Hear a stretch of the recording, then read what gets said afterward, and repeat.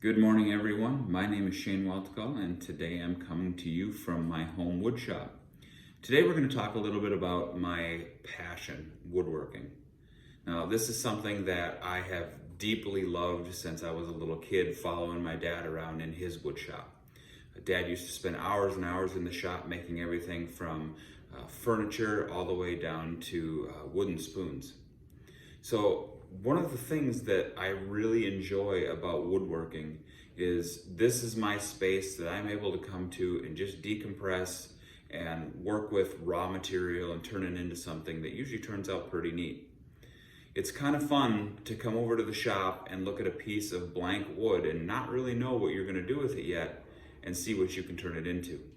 So I tend to make all sorts of different stuff when I woodwork. I make furniture, desks, toy boxes, but one of my favorite things to make is high-end cutting boards like this one here. This is a 3D type of high-end cutting board that I made, something that I just kind of came up with a little bit of advice from the internet. Now, woodworking really depends upon two things. It depends upon the type of tools that you have, and it depends upon the type of wood that you have access to. Up here in North Dakota, we have access to quite a few different hardwoods. I like to work a lot with walnut, with maple, hickory, paddock, and mahogany. Those woods are generally pretty easy to come by up here. However, we do have access to some more exotic woods like Kona or African Limba. Those woods obviously are not native to North Dakota, but we can get them for a little bit more of a price. Now, the next thing as far as woodworking is concerned is your shop setup and your tools. You don't have to have the best tools on the market in order to do what you want to do for woodworking.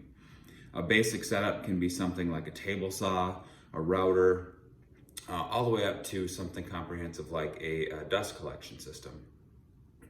Now, when you set your shop up, you want to set it up for comfort and workability, meaning kind of station by station. So for example, I have a table saw station, I have a miter saw station, I have a router table station.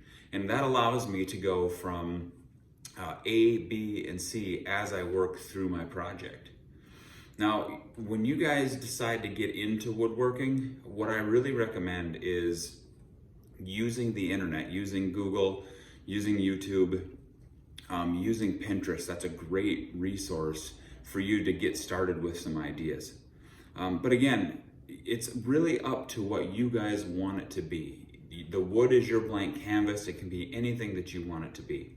So I would love it if you guys had any questions for me or would like to share your passion with your hobby.